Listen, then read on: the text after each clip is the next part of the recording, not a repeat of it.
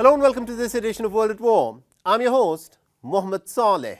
North Korea's successful test of a solid-fuel intercontinental ballistic missile has now changed the rules of engagement. Consider this: the air defense systems that the United States of America has at its disposal at this moment can shoot down a ballistic missile with a reliability of just about 50%. With this being the case, how protected is the United States from North Korea's ballistic missiles? Most conflagrations in the history of warfare have been a direct result of a miscalculation. And a miscalculation in the case of North Korea can lead to devastating consequences. So what is Washington's policy to deal with the growing nuclear arsenal of North Korea? And why is it that America's best efforts in non-proliferation have failed in the context of Pyongyang? Our next report gets you the details. On the 13th of April, there was panic in the skies over Japan. At 7:33 a.m. local time, loud sirens were set off in Japan's northern region of Hokkaido. People were asked to take cover. North Korea had set off yet another missile, but this missile was unlike any other that had been tested by Pyongyang before. The Hwasong 18 is a new solid-fuel intercontinental ballistic missile that was launched by Pyongyang.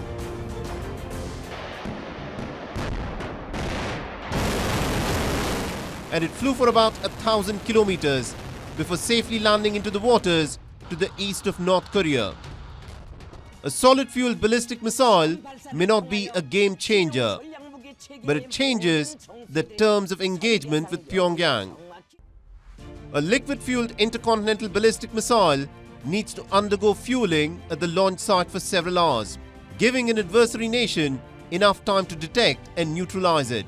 But a solid-fueled ICBM can be moved easily to avoid detection and can be launched in a matter of minutes. This has put North Korea in an elite league of nations that have a credible strategic deterrence for both preemptive and retaliatory nuclear strikes. The test launch was the first launch using solid fuel that North Korea developed last December, and it focused on the first stage. I think North Korea could continue doing test launches in order to make missiles that go up to a 50-kilometer altitude to have a maximum range of 10,000 kilometers. The United States responded to the North Korean missile test by flying its B-52 bombers, escorted by its F-16 and F-35 fighter jets. To counter the threat of intercontinental ballistic missiles, the United States has built up formidable anti-missile defense systems. The United States has 3 layers of protection to guard itself against North Korean ICBMs. Any missile launched from North Korea that is detected by a satellite can be shot down using ground-based interceptors that are stationed in South Korea. The sea-to-air interceptors from US ships that are stationed in the Pacific. And the final line of defense are the surface-to-air interceptors based in Alaska and California. But here's the catch: in the shooting down of ballistic missile experiments conducted by the United States since 1999, it has been successful in just 50% of the test scenarios. The Pentagon spends a staggering $40 billion to develop and maintain its anti-missile defense systems that have a reliability rate of just 50%. And shooting down a hypersonic missile is going to be a whole different ballgame altogether. For context, the United States does not even have hypersonic missiles. For years, Washington has tried to deal with North Korea with a strategy of sanctions, global isolation, and massive military drills aimed at creating a deterrence. But ever since North Korea tested its nuclear weapon in 2006 and a thermonuclear test in 2017, what is clear is that the policy of non-proliferation has failed in the context of Pyongyang. What have also failed are America's efforts at tying down North Korea's missile program. Donald Trump held 3 glitzy and high-profile summits with Kim Jong-un. But Joe Biden's strategy of crippling sanctions and matching every missile test with furious war games in the neighborhood of the Korean Peninsula is pushing the region to the cusp of an all-out nuclear conflict.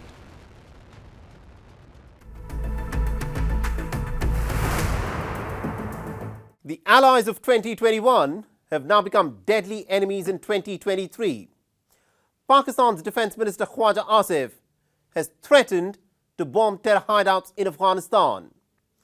For a country which for decades had armed, trained and nurtured the Taliban as a strategic asset, it now comes as a surprise that Islamabad should threaten the Afghan Taliban with dire consequences.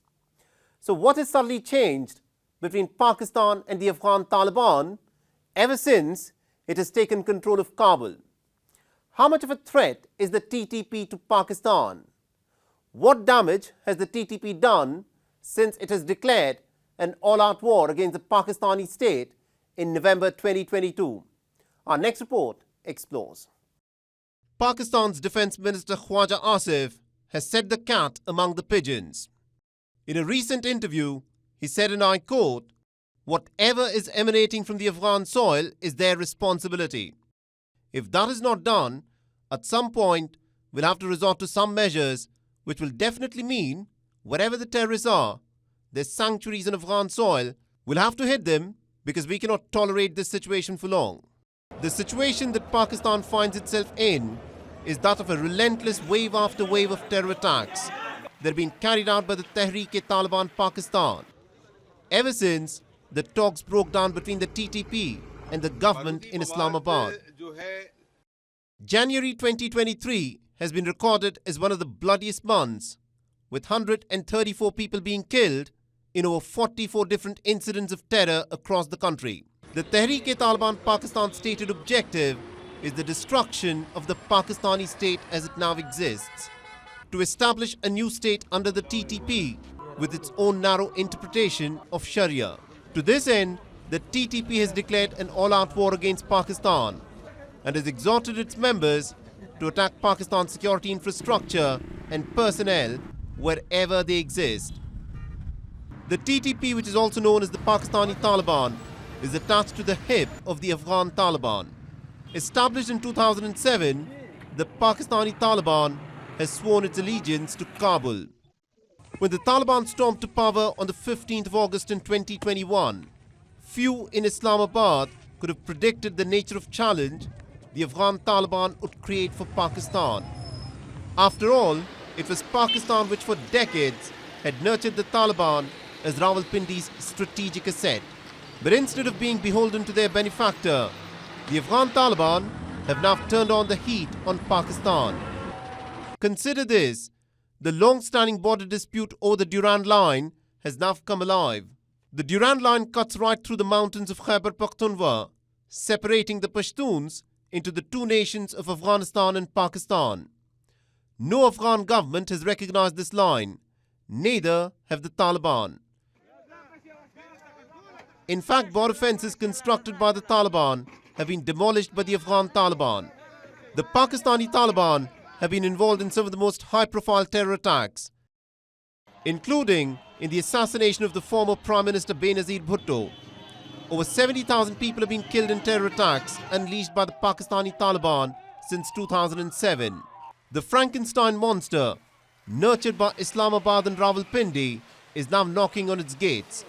The Pakistani Taliban is using the exact same tactics that were used by the Afghan Taliban in the 2-decade-long insurgency against the Americans.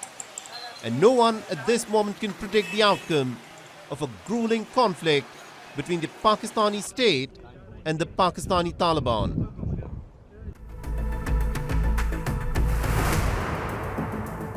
More than 100 people were killed in a military airstrike by Myanmar's Junta on the 11th of April. This is the deadliest attack on civilians by Myanmar's armed forces since the junta overthrew the previous government of Aung San Suu Kyi. Human rights activists see these systematic attacks as a pattern to silence the opposition. Schools, health clinics even entire villages have been bombed to smithereens to quell the resistance. With strict media censorship, it is hard to ascertain the scale of violence that is unfolding in Myanmar. And our next report gets you the details. Airstrikes by Myanmar's military on Tuesday morning killed as many as 100 people, including women and children who were attending a ceremony held by opponents of the military rule. Brazenly, Myanmar's junta spokesman confirmed that the military conducted the attack in the northwestern Sagaing region. As regards to the collateral damage of civilians, the spokesman blamed it on the terrorists who, he claimed, had forced the civilians to help. At 8 a.m. this morning, the National Unity Government and People's Defence Force conducted an opening ceremony of the Public Administration Office at Pasirgyu village. Yes, of course, we had launched an attack on them. We were informed that the PDF were killed at that event under the attack. We are opposing our government. People's Defence Force, or PDF, are an anti-coup militia waging an armed campaign against the military across Myanmar. Some of the strongest opposition to the military rule has come from communities in Sagaing. The military has increasingly used airstrikes against their opponents, since toppling the Aung San Suu Kyi-led democratically elected government in February 2021. More than 3,000 civilians are estimated to have been killed by the security forces since then, with the opposing militias ambushing more and more army convoys on the road. The military junta has resorted to more air power, targeting symbols of defiance of its rule.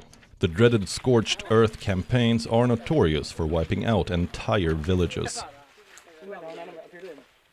This is part of a larger pattern that we are seeing across Myanmar, where the security forces are targeting civilians in a systematic way. These are the sort of crimes against humanity that we have been speaking about. And it calls out for an urgent international investigation to get to the bottom of what has happened here and other atrocities that have been committed over the past several months. There have been at least 600 air attacks by the military between February 2021 and January 2023. In October last year, at least 50 were killed and more than 70 wounded in a military airstrike, targeting a concert put on by the Kachin Independence Army in northern Kachin state.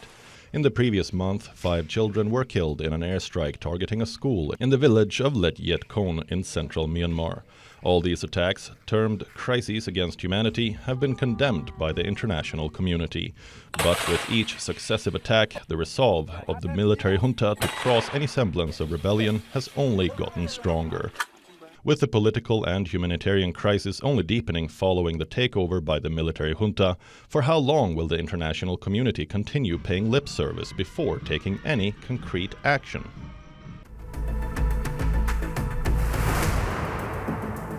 Mass shootings and the endless bloodletting, which the United States of America goes through on a weekly basis, is often described as America's silent civil war. The tragedy is, often those who are caught up in this mindless violence happen to be innocent civilians who are butchered to their deaths simply because of America's unending love for guns. This past week, there were 3 incidents of mass shootings. 4 people were killed at a bank in Louisville when a bank employee went on a rampage targeting his colleagues and live-streamed their killings on social media. There was a mass shooting incident that took place at a mall in Delaware, and another incident of mass shooting that happened in front of a funeral home in Washington, D.C. No matter where you are in the United States of America, such is the pervasiveness of gun terror that there's almost no place that is safe from the brutal killings that happen in this first world nation that calls itself the leader of the free world.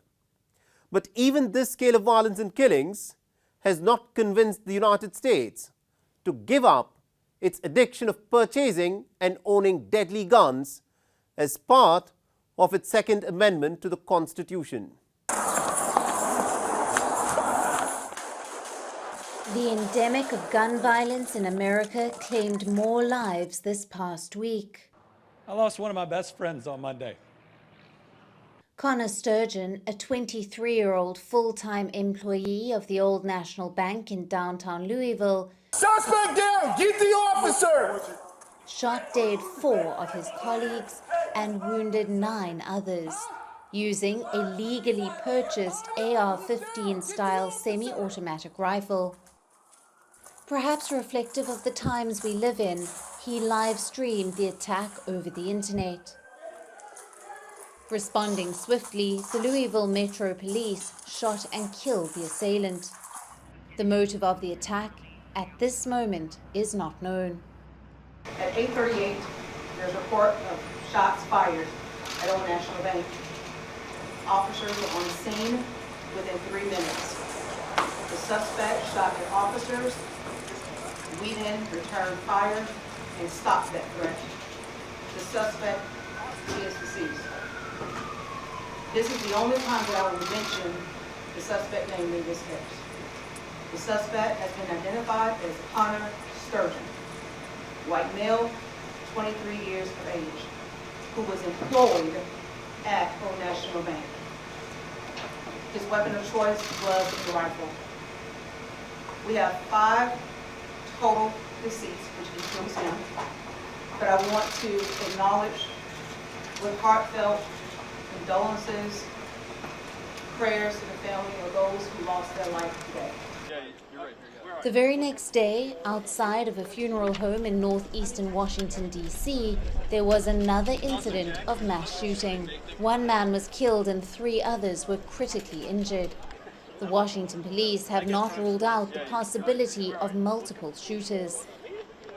Prior to that, on the 8th of April, 3 people were left wounded and shoppers forced to evacuate from the Christiana Mall in Delaware.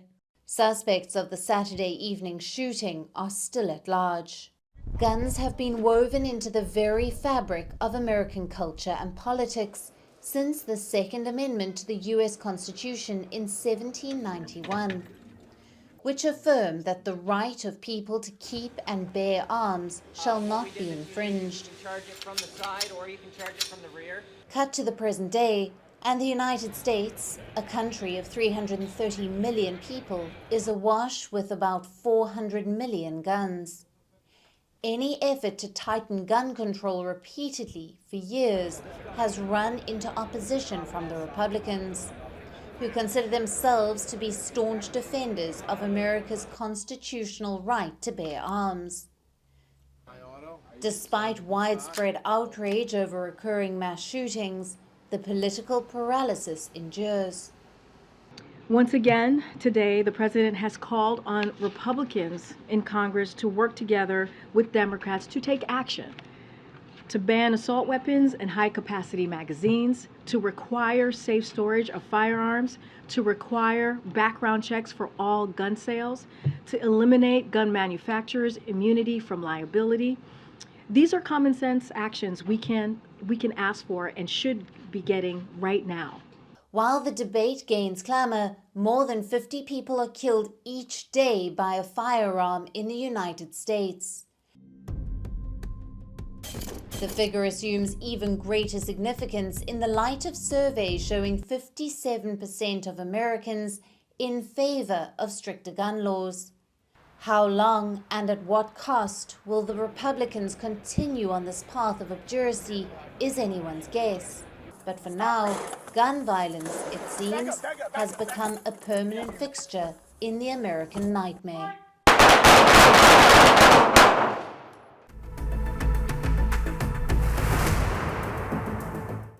9 people were killed in northern Ecuador on the 11th of April in an indiscriminate shootout that's now been described as a territorial fight between narco-criminal gangs. Ecuador's Interior Minister Juan Zapata has said that the attack was due to a payment of protection money to a rival gang.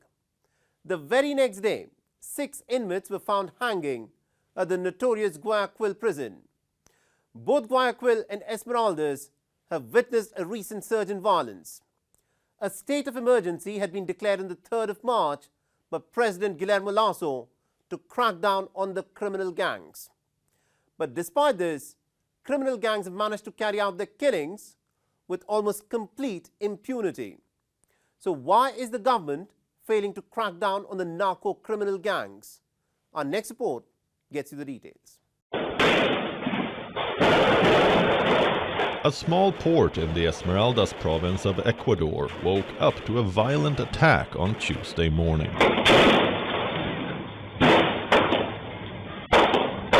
An estimated 30 heavily armed attackers arrived on boats and taxis and suddenly opened fire.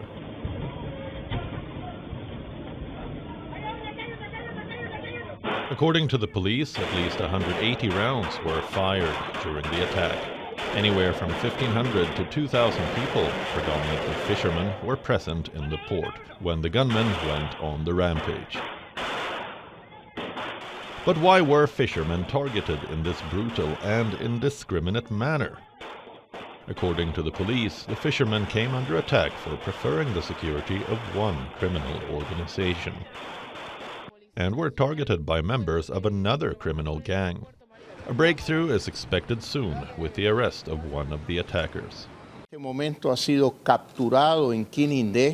of the criminals who participated yesterday in the attack at the port of Esmeraldas has been captured in Quininde. He is alias Coco, who is currently under investigation and will surely provide information. Armed Forces commandos are arriving to intensify work in the province of Esmeraldas. The next day, 6 inmates were found hanging in their cells in the violence-plagued Guayaquil Penitentiary Complex. Guayaquil Prison Complex has been the site of some of the worst jail massacres in recent history of Ecuador. The hanged inmates were found in Pavilion number 5 of the Guayas 1 prison, home to some 6,800 inmates. The notorious pavilion is reported to be controlled by a gang known as Las Aguilas, or the Eagles. Panic-stricken relatives gathered outside the complex waiting for news about their loved ones. I wake up and get the news that there are 6 dead in Ward 5, and my brother is in Pavilion 5, and we want to know if he is on the list of these 6 dead people. Prisons have transformed into battle zones between rival gangs in Ecuador. Gangs often control the lucrative narcotics trade from within the confines of prison walls. Since February 2021, more than 400 inmates have been killed in 8 prison massacres. The murder rate in Ecuador has almost doubled from 14 per 100,000 citizens in 2021 to 25 last year. President Guillermo Lasso has cracked the whip on these murderous gangs. But these intermittent gang violence episodes keep chipping away at his strongman image.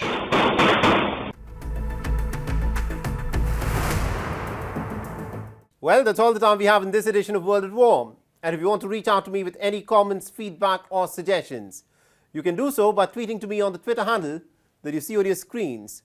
I'm your host Mohammed Saleh, and I'll see you again next week.